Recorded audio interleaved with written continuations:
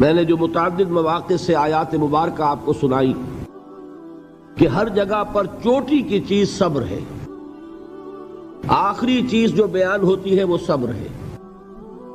سورۃ العصر میں آخری بات وَتَوَاصَوْا بِالصَّبْرِ یا ایھا الذین آمنوا استعینوا بالصبر والصلاۃ، اے ایمان والو مدد حاصل کرو صبر سے اور نماز سے۔ ان اللہ مع الصابرین، اللہ تعالیٰ صبر کرنے والوں کے ساتھ ہے۔ اور پھر آگے چل کر وَبَشِّرِ الصَّابِرِينَ الَّذِينَ إِذَا أَصَابَتْهُمْ مُصِيبَةٌ قَالُوا إِنَّا لِلَّهِ وَإِنَّا إِلَيْهِ رَاجِعُونَ، اے نبی بشارت دیجئے، خوشخبری دیجئے ان صبر کرنے والوں کو کہ جن پر جب بھی کوئی تکلیف یا مصیبت نازل ہوتی ہے تو کہتے ہیں کہ ہم اللہ ہی کے ہیں اور اللہ ہی کی طرف ہمیں لوٹ جانا ہے۔ صبر کا مفہوم ہے اپنے آپ کو تھامنا، روکنا، برداشت کرنا، تحمل کرنا، اور جو بھی اپنا ایک طے شدہ مقصد ہے کسی بھی مخالفت سے بددل ہوئے بغیر، کسی بھی تکلیف یا مصیبت سے ہراساں ہوئے بغیر اس کی طرف پیش قدمی کیے چلے جانا۔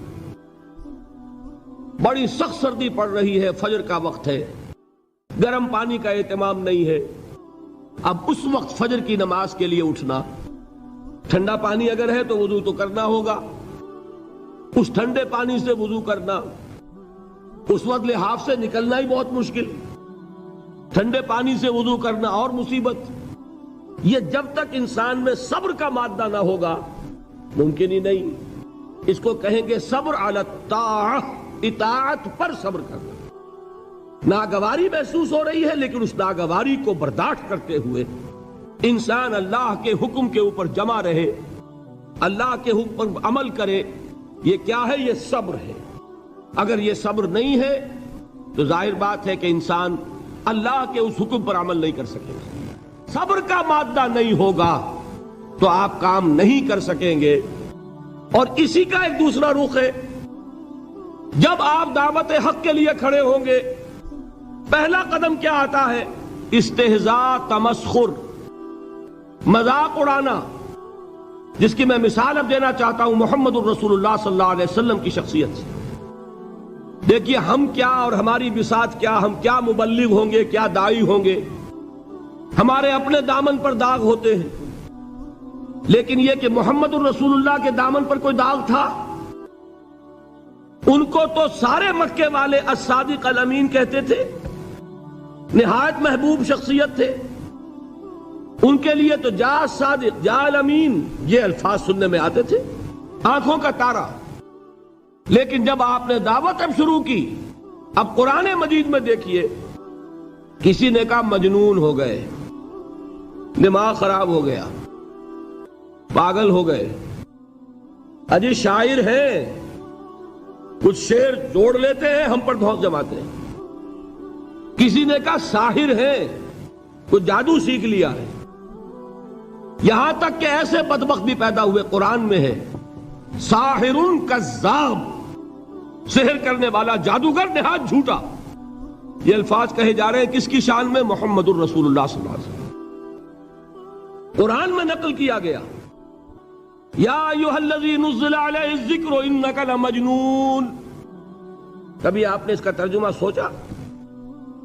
اے وہ شخص، دیکھیے تصور کیجئے حضور جا رہے ہیں، تشریف لے جا رہے ہیں، کسی دعوت میں ہے، تبلیغ میں، یا ویسے ہی تشریف لے جا رہے ہیں، اور کوئی ایک جمگھٹا ہے لوگوں کا، ادھر سے فقرہ آتا ہے، تیر کی طرح لگتا ہے دل میں جا کر محمد کے صلی اللہ علیہ وسلم۔ اے وہ شخص جس کا یہ خیال ہے کہ اس پر کوئی ذکر نازل ہو رہا ہے، ہمارے خیال میں تو تمہارا دماغ خراب ہو گیا ہے۔ یا ایھا الذی نزل علیہ الذکر انک لمجنون، کہا کہ نہیں کہا؟ اور یہ نہ سمجھیے کہ حضور صلی اللہ علیہ وسلم کے قلب مبارک کو تکلیف نہیں ہوتی تھی۔ میں قرآن سے ثابت کروں گا، میں کہیں کوئی کہانیاں بیان نہیں کرنا چاہتا۔ قرآن نے کہا ہے وَلَقَدْ نَعْلَمُ انک یضیق صدرک بما یقولون، اے نبی ہمیں خوب معلوم ہے صلی اللہ علیہ وسلم کہ جو کچھ یہ لوگ کہہ رہے ہیں اس سے آپ کا سینہ بھجتا ہے، یہ جو گھٹن ہوتی ہے، صدمہ ہوتا ہے۔ انک یضیق صدرک بما یقولون، ہمیں خوب معلوم ہے کہ جو کچھ یہ باتیں آپ کو سننی پڑ رہی ہیں، یہ کڑوی کسیلی باتیں، یہ جو فقرے چست ہو رہے ہیں، استہزاء ہو رہا ہے، تمسخر ہو رہا ہے۔ سورہ ہجر میں ہے، ایک جگہ کھڑے ہوئے لوگ قرآن کا مذاق اڑا رہے ہیں، بھائی فلاں آیت تم لے جانا، فلاں آیت میری ہوگی، اس کے ٹکڑے کر رہے ہیں، اس کے ٹکڑے حصے بکھرے کر کے قیمہ بنا کر ان آیات کا تمسخر اڑا رہے ہیں۔ ایک جگہ قرآن مجیدی میں مذکور ہے کہ فرشتوں کا مذاق اڑ رہا ہے، بھائی یہ دیکھو محمد نے کہا ہے صلی اللہ علیہ وسلم کہ جہنم پر تو کل 19 فرشتے ہیں، علیہا 19 قرآن میں آیت نازل ہوئی۔ ایک پہلوان کہتا بھائی 10 کو تو میں سنبھال لوں گا، باقی 9 کا تم انتظار کر لو۔ یہ باتیں آ رہی ہیں حضور کے کانوں میں، کلام الہی کے ساتھ کیا سلوک ہو رہا ہے، مجھ پر کیا فقرے چست کیے جا رہے ہیں، مجھ پر جس طریقے سے استہزاء اور تمسخر کا رویہ اختیار کیا گیا ہے، دل بھج رہا ہے، دل میں صدمہ ہے۔ دیکھیے سورہ نون ہے، اور میرے نزدیک یہ دوسری وحی ہے جو حضور پر نازل ہوئی ہے، اس کی ابتدائی آیات، نون والقلم وما یسطرون ما انت بنعمت ربک بمجنون وان لک لاجرا غیر ممنون وانک لعلی خلق عظیم فستبصر ویبصرون بأیکم المفتون ان ربک هو یعلم بمن ضل عن سبیلہ وهو اعلم بالمہتدین۔ نون، قسم ہے قلم کی اور جو کچھ یہ لکھتے ہیں۔ اے نبی آپ اپنے رب کی نعمت سے مجنون نہیں ہیں۔ یہ کیوں کہا جا رہا ہے؟ حضور کو جو صدمہ پہنچا ہے وہی نازل ہوئی ہے دل جوئی کے لیے، تسلی کے لیے۔ آپ کیوں برا منا رہے ہیں؟ اے نبی آپ کیوں صدمہ اور رنج اور اندوہ محسوس کر رہے ہیں؟ ان بدبختوں کے کہنے سے کوئی آپ مجنون ہو جائیں گے؟ مانتا بے نعمت ربک بمجنون وَإِنَّ لَكَ لَأَجْرًا غَيْرَ مَمْنُونَ، آپ کو جو یہ صبر کرنا پڑ رہا ہے، آپ کو جو یہ جھیلنا پڑ رہا ہے، اس کی وجہ سے آپ کو وہ اجر ملے گا جس کا سلسلہ کبھی منقطع نہیں ہوگا۔ وَإِنَّكَ لَعَلَىٰ خُلُقٍ عَظِيمٍ، اور اے نبی آپ تو خلق عظیم کے حامل ہیں۔ آپ کا اخلاق، آپ کا کردار، آپ کی سیرت، آپ کی شخصیت میں طہارت، نفاست، پاکیزگی، آج تک دنیا نے کوئی پاگل، کوئی مجنون ایسا بھی دیکھا؟ یہ ساری باتیں اللہ تعالیٰ حضور کی دلجوئی کے لیے فرما رہے ہیں۔ اس سے آپ اندازہ کیجئے کہ کتنا صدمہ ہوتا ہوگا۔ یہی ہے، اس ساری چیز کو جمع کیجئے تو یہ چیز کیا ہے؟ وَاصْبِرْ عَلَىٰ مَا يَقُولُونَ وَاهْجُرْهُمْ هَجْرًا جَمِيلًا، صبر کرو اے نبی، صبر کرو اے محمد صلی اللہ علیہ وسلم، جھیلو اور برداشت کرو اس پر جو یہ کہہ رہے ہیں۔ یریدون لیطفئوا نور اللہ بافواہہم، یہ چاہتے ہیں کہ اللہ کے نور کو اپنے منہ سے بجھا دیں، پھونکے مار کے ہی بس۔ نور خدا ہے کفر کی حرکت پہ خندہ زن، پھونکوں سے یہ چراغ بجھایا نہ جائے گا۔ یریدون لیطفئوا نور اللہ بافواہہم واللہ متم نورہ ولو کرہ الکافرون، یہ چاہتے ہیں کہ اپنے منہ کی پھونکوں سے اللہ کے نور کو بجھا دیں، حالانکہ اللہ تعالیٰ تو اپنے نور کا اتمام فرما کر رہے گا، خواہ ان کافروں کو کتنا ہی ناگوار ہو۔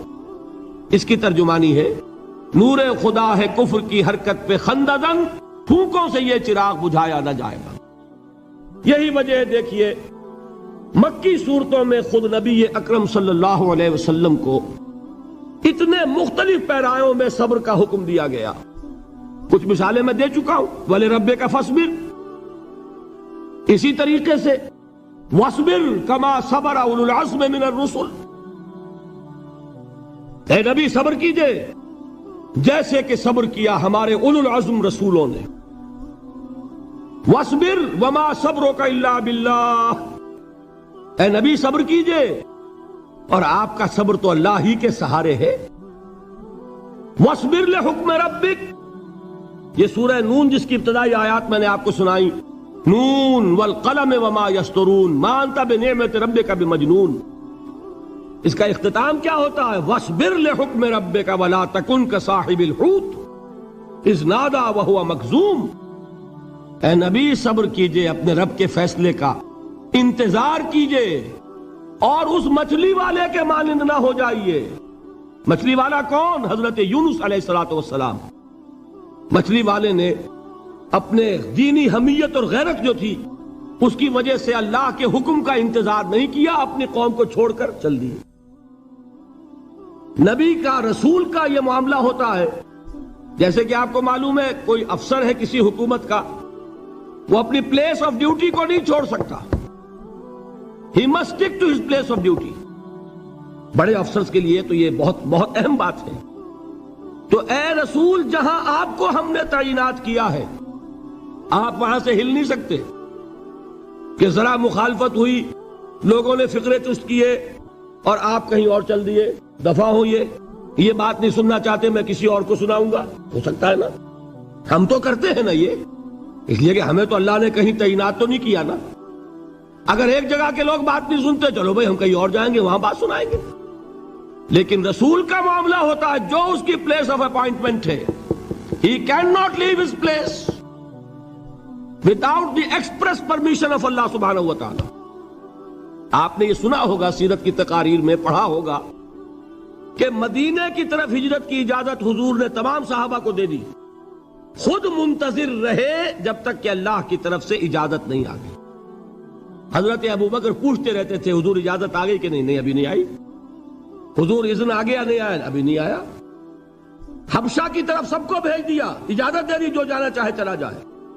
حضور کی صاحبزادی جو حضرت عثمان کے نکاح میں تھی وہ بھی ہجرت کر رہی ہیں، لیکن حضور تو نہیں گئے۔ رسول نہیں چھوڑ سکتا اپنی جگہ کو، یہاں تک کہ تمام تقریباً صحابہ چلے گئے، حضور رہ گئے، حضرت ابوبکر رہ گئے، حضرت علی رہ گئے، اور حضرت ابوبکر پوچھ رہے ہیں بار بار اجازت آئی یا نہیں؟ نہیں ابھی نہیں آئی۔ حضرت عائشہ نے واقعہ بیان کیا کہ ایک روز اچانک دوپہر کے وقت ہم نے دیکھا کہ حضور نے اپنے پورے جسم کو ڈھانپا ہوا ہے، چہرے کو بھی کپڑے میں ڈھانکا ہوا ہے اور تشریف لا رہے ہیں۔ یہ اس میں تعجب کی بات یہ کہ عرب میں آج بھی آپ کو معلوم ہے کہ یہ چیز جو ہے ان کی روایات کے خلاف ہے کہ دوپہر کے وقت کوئی کسی سے ملنے جائے۔ یہ وقت جو ہے قیلولے کا ہے، آرام کا ہے۔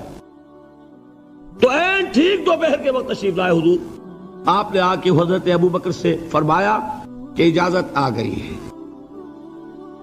حضرت ابوبکر نے بہت خوش ہو کر ایک بات کہی، حضور میں نے 2 اونٹنیاں تیار کی ہوئی ہیں۔ یعنی اب آپ وہ تو سوچتے تھے نا شاباش ملے گی کہ میں نے تیاری کی ہوئی ہے، میں نے 2 اونٹنیوں کو خوب کھلا پلا کے فربا کیا ہوا ہے، بڑی توانا ہے تاکہ ہم تیزی کے ساتھ سفر کر سکیں۔ حضور نے توقف کیا، فرمایا ہاں ٹھیک ہے، 1 اونٹنی میں استعمال کروں گا لیکن میں اس کی قیمت ادا کروں گا۔ حضرت ابوبکر کی آنکھوں میں آنسو آ گئے، روتے ہوئے کہا حضور مجھ سے یہ مغایرت، کیا یہ جان اور مال کسی اور کے لیے ہے؟ آپ مجھ سے بھی کہہ رہے ہیں میری اونٹنی جو ہے وہ بھی بلا معاوضہ آپ قبول نہیں فرما رہے۔ یہ ہے محمد الرسول اللہ کی غیرت اور حمیت کا معاملہ۔ اب دیکھیے ایک بات عجیب ہے، یہ ربط اپنے ذہن میں رکھیے، اللہ تو صبر کی تلقین کر رہا ہے اپنے رسول کو، اور رسول یہی تلقین کر رہے ہیں اپنے صحابہ کو، صبر کرو، جھیلو، برداشت کرو، ہاتھ مت اٹھانا، کوئی جوابی کارروائی نہیں ہوگی، بلکہ اپنے اوپر جھیلو جو کچھ جھیلنا ہے، ڈٹے رہو، پیچھے مت ہٹنا، یہ صبر ہے، لیکن ہاتھ اٹھانے کی اجازت نہیں۔ چنانچہ اب ذرا چشم تصور سے دیکھیے، ابو جہل اس نے جو بدترین روش اختیار کی، وہ ایک خاندان تھا حضرت یاسر، ان کی اہلیہ حضرت سمیہ، اور ان کے فرزند حضرت عمار رضی اللہ تعالی عنہم۔ یہ غلام نہیں تھے، حضرت سمیہ تو کنیز تھیں لیکن یاسر غلام نہیں تھے۔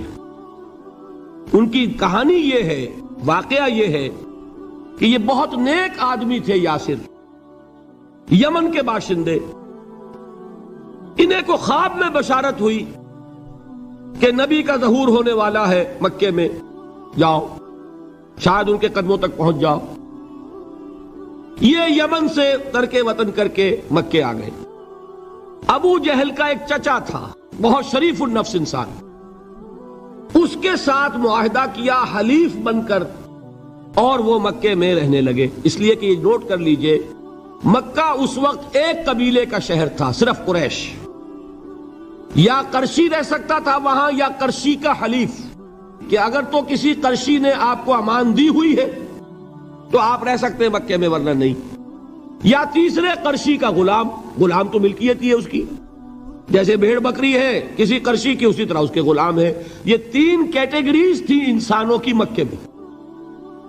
اسی کو نوٹ کیجئے کہ جو بیچارے غلام تھے وہ سب سے زیادہ ستائے گئے، اس لیے کہ غلاموں کے تو حقوق ہی کوئی نہیں تھے۔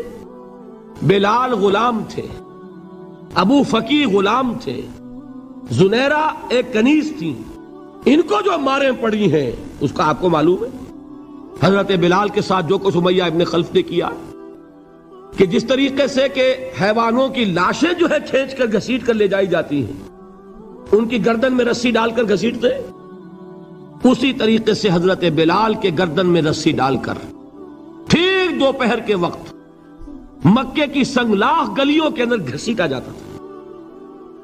نیچے زمین جل رہی ہے توے کی طرح، اور ویسا بھی ہوتا تھا کہ چت لٹا دیا، اوپر سے وہ آگ مکے کا، کہ سورج جو ہے ذرا نوٹ کیجئے، آگ برسا رہا، نیچے زمین توے کی طرح جل رہی ہے، اور ایک بھاری سل بھی لا کر جو ہے سر پر رکھ دی، چھاتی پر رکھ دی گئی ہے کہ آواز نہیں نکل رہی، جھاگ نکل رہے منہ سے، لیکن اس حال میں بھی احد احد احد، ایک ایک اللہ، قل هو اللہ احد، الفاظ نکل رہے۔ یہ ہے وہ صبر، صبر علی الابتلاء، صبر علی الایذاء۔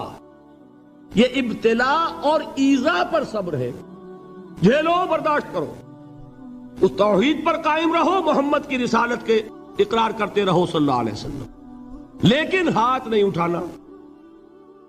اب میں آپ کو بتا رہا تھا یہ تو غلام تھے، یہ جو تھے یاسر، یہ حلیف تھے، غلام تو نہیں تھے نا۔ البتہ وہ ابو جہل کے چچا کی کنیز تھی یہ سمیہ، انہوں نے اجازت لے کر ان سے نکاح کر لیا، یہ تو کنیز رہیں گی۔ بیٹا جو ہوا وہ بھی ایک طرح سے، جب کنیز زیادہ ہے تو غلام ہو گیا، عمار ابن یاسر۔ وہ جو شخص تھا بہت شریف النفس ابو جہل کا چچا، وہ مر گیا، اب ابو جہل جو ہے اس خاندان کا سربراہ ہے، لہذا یہ تینوں جو افراد ہیں وہ اس کے رحم و کرم پر ہیں۔ یاسر کو بھی پروٹیکشن اگر ہے تو ابو جہل کی ہے، ابو جہل جو چاہے کرے، اور سمیہ تو کنیز ہے ہی، اس کا تو کوئی حق ہے ہی نہیں، جو چاہے کرے، اور عمار ان دونوں کا بیٹا ہے، لہذا بدترین معاملہ کیا ابو جہل نے ان تین افراد کے ساتھ۔ حضرت سمیہ کے ساتھ جو کچھ کیا گیا ہے آپ اس کا تصور نہیں کر سکتے۔ بالآخر جو شہید کیا ہے حضرت سمیہ کو، ایذائیں دے دے کے، سسکا سسکا کے، ان کے جسم کے نازک حصوں کو جلا کے، داغ دے کر، کہتا کیا تھا، ایک دفعہ کہہ دو کہ میرا جو یہ بت ہے یہ بھی الہ ہے، مان لو میں چھوڑ دوں گا۔ تنگ آ گیا، کسی طریقے سے ایک دفعہ کہہ دو پھر میں چھوڑ دوں گا۔ لیکن یہ میاں بیوی حضرت یاسر اور حضرت سمیہ رضی اللہ تعالی عنہما، یہ ہے ثبات، یہ ہے صبر، یہ ہے استقلال، ایک مرتبہ بھی کہنے کے لیے تیار نہیں ہوئے، جو چاہو کر لو، اب ہم تو اس سے پیچھے نہیں ہٹیں گے۔ تنگ آ کر اس نے حضرت سمیہ کی تو شرمگاہ میں برچھا مارا ہے اور شہید کیا۔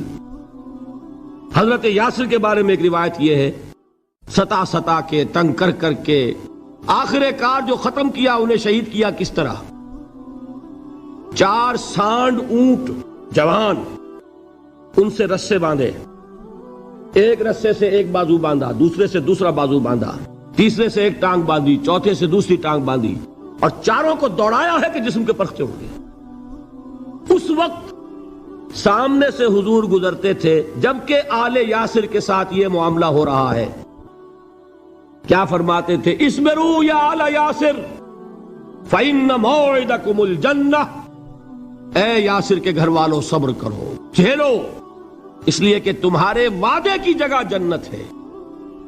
اللہ تعالیٰ ادھر آنکھ بند ہوگی، ادھر جنت میں تمہارا داخلہ ہو جائے گا۔ یہ ہے تواصوا بالصبر والعصر ان الانسان لفی خسر۔ یہ تواصوا بالصبر پر کون عمل کر رہا ہے؟ محمد الرسول اللہ صلی اللہ علیہ وسلم۔ دے تو بھی محمد کی صداقت کی گواہی۔ یہ صداقت کی گواہی دیتے ہوئے انہوں نے اپنی جانیں دے دی۔ 4 سے لے کر 12 تک 8 برس، اس کو کہتے ہیں پرسیکیوشن، فزیکل پرسیکیوشن، تشدد، مار پیٹ، جلانا، دہکتے ہوئے انگاروں پر لٹانا، فاقے رکھنا، بھوکے رکھنا، ان کو ڈال دی گئی زنجیریں، گھروں میں بند کر دیا گیا نوجوانوں کو۔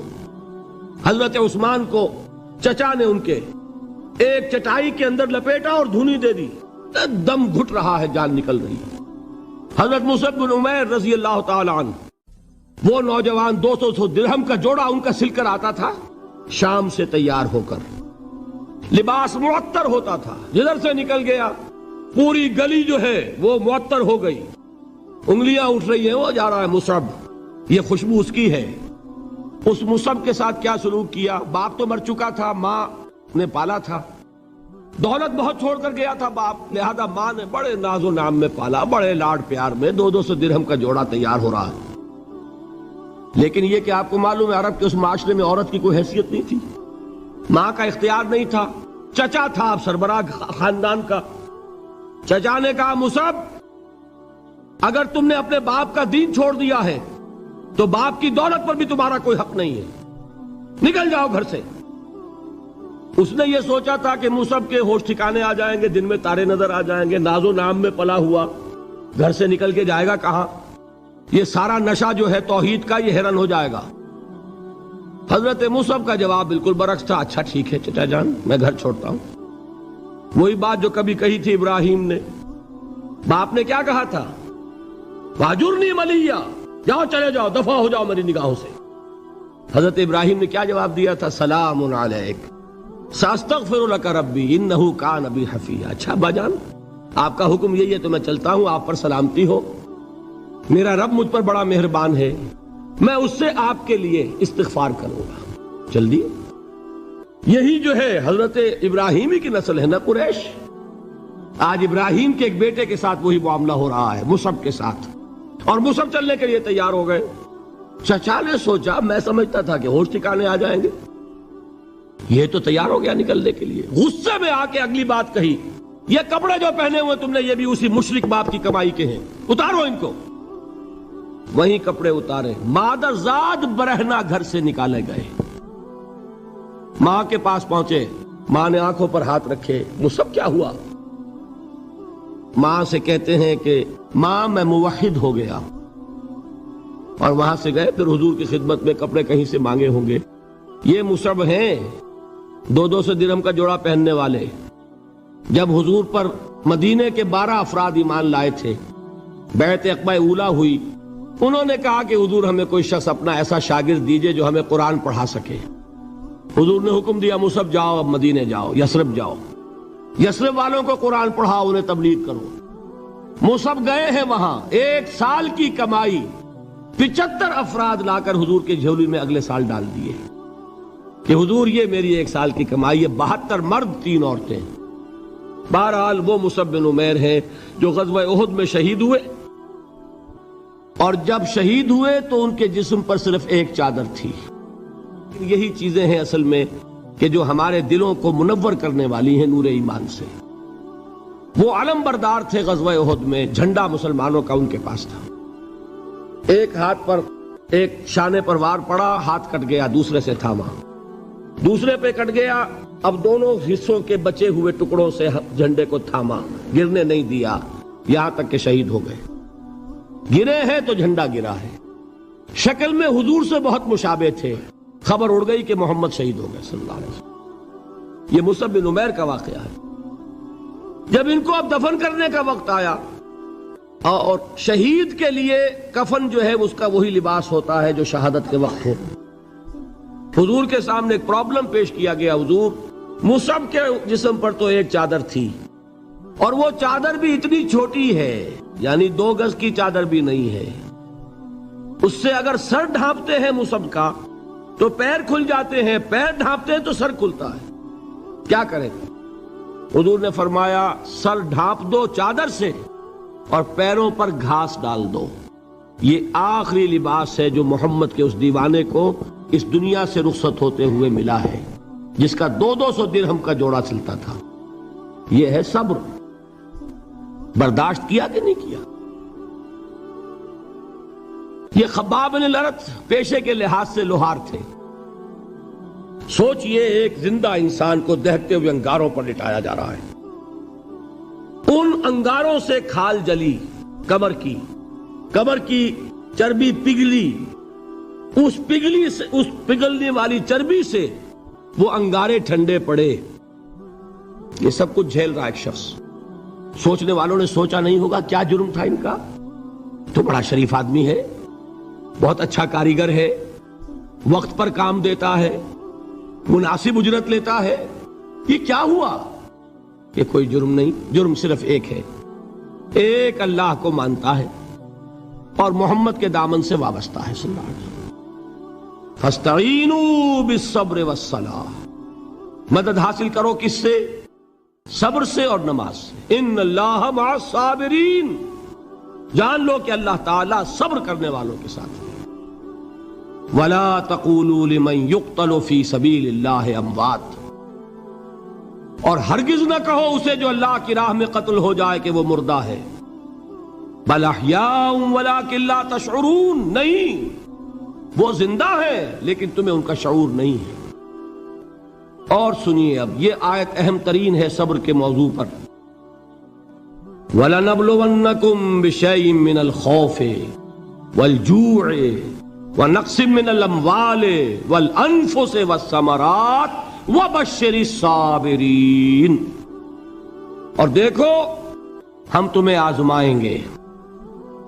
وَلَنَبْلُوَنَّكُمْ، ہم لازماً آزمائیں گے تمہیں، بِشَيْءٍ مِّنَ الْخَوْفِ، خوف کی کیفیت طاری کر کے، والجوع، بھوک، فقر اور فاقہ، ونقص من الاموال، مالی نقصان، والانفس، جانی نقصان، والثمرات، اور ثمرات، پھلوں اور میووں کا نقصان۔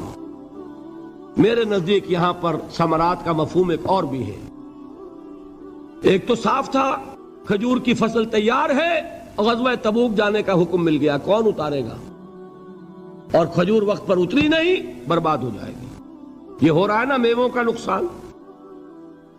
اور میرے نزدیک یہاں یہ بھی ہے، بسا اوقات بہت سی محنتوں کا نتیجہ انسان دیکھتا ہے کہ ضائع چلا گیا، میں نے 10 سال محنت کی، حاصل کوئی نہیں نکلا۔ یہ ثمرات کیا ہیں؟ محنتیں، محنتوں کے ثمرات کا ضیاع۔ کوشش آپ نے کی، قسمت کی خوبی دیکھیے، ٹوٹی کہاں کمن، 2-4 ہاتھ جب کے لبے بام رہ گئے۔ Be prepared. ایک شاعر کے یہ اشعار ہیں،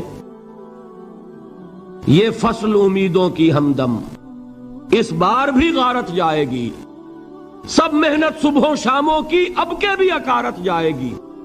میرے نزدیک یہ ثمرات کا جو لفظ یہاں آیا ہے، وَنَقْصٍ مِّنَ الْأَمْوَالِ وَالْأَنفُسِ وَالثَّمَرَاتِ، سب محنت صبحوں شاموں کی اب کے بھی اکارت جائے گی۔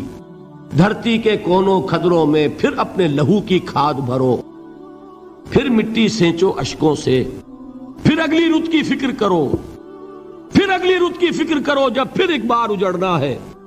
ایک فصل پکی تو بھر پایا، تب تک تو یہی کچھ کرنا ہے۔ ایک مقصد ہے سامنے، انقلاب برپا کرنا ہے۔ ایک کوشش ناکام ہو جائے کوئی پرواہ نہیں، نیکسٹ، پھر تیار رہو ناکامی کے لیے۔ ایسا نہ ہو جو انگریزی میں کہتے ہیں hope for the best but be prepared for the worst. ایسا نہ ہو کہ دوسری مرتبہ ناکام ہو کے بددل ہو جاؤ، تمہاری ہمتیں جواب دے جائیں، نہیں، پہلے سے تیار رہو کہ دوسری مرتبہ بھی ناکامی آئے تو آئے، لیکن جب تک کہ کامیابی حاصل نہیں ہوتی ہمیں یہ کام کیے چلے جانا۔ دیکھیے سیرت میں آیا کہ نہیں یہ واقعہ؟ بدر میں مسلمانوں کو فتح ہوئی تو احد میں زک پہنچی کہ نہیں؟ 70 صحابہ شہید ہوئے کہ نہیں؟ اگر ان کی ہمتیں جواب دے جاتی تو گاڑی کیسے چلتی آگے؟ تو فرمایا وَلَنَبْلُوَنَّكُمْ بِشَيْءٍ مِّنَ الْخَوْفِ وَالْجُوعِ وَنَقْصٍ مِّنَ الْأَمْوَالِ وَالْأَنفُسِ وَالثَّمَرَاتِ، ہم تمہیں لازم آزمائیں گے خوف کی کیفیت سے، فقر و فاقے کی کیفیت سے، بھوک سے، جان کے نقصان سے، مال کے نقصان سے، محنتوں کے حاصل کے ضائع ہو جانے سے۔ وَبَشِّرِ الصَّابِرِينَ، اور اے نبی بشارت دیجئے صبر کرنے والوں کو۔ الَّذِينَ إِذَا أَصَابَتْهُمْ مُصِيبَةٌ، وہ کہ جب ان پر کوئی تکلیف آئے، کوئی مصیبت آئے، کوئی آزمائش آئے، قَالُوا إِنَّا لِلَّهِ وَإِنَّا إِلَيْهِ رَاجِعُونَ، وہ یہ کہیں کہ ہم اللہ ہی کے ہیں، اللہ ہی کی طرف لوٹ جانا ہے۔ یہ وہی انداز ہے جو میں نے فارسی کا شعر سنایا تھا آپ کو کہ سرے تسلیم خم ہے جو مزاج یار میں آئے۔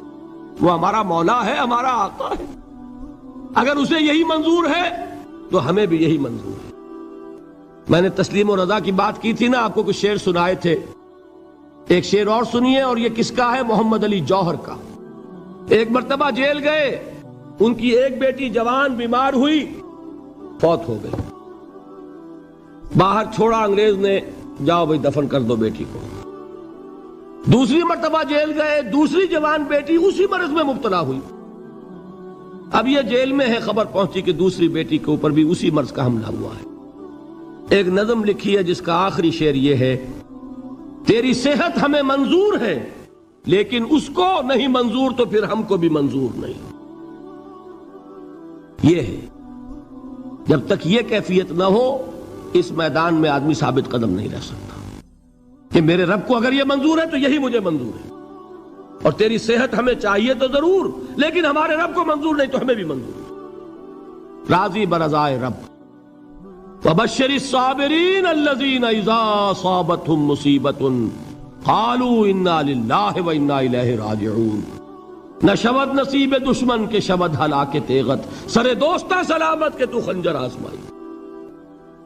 اولئک علیہم صلوات من ربہم ورحمہ، یہی ہیں وہ لوگ جن پر ان کے رب کی طرف سے عنایتیں ہیں اور رحمتیں ہیں۔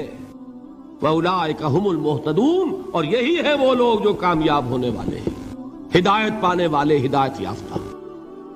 وَالصَّابِرِينَ فِي الْبَأْسَاءِ وَالضَّرَّاءِ وَحِينَ الْبَأْسِ، اور صبر کرنے والے، اصل نیکی ان کی ہے، جسمانی تکلیفوں میں صبر کرنے والے، فقر اور فاقے میں صبر کرنے والے، اور جنگ کے وقت صبر کرنے والے۔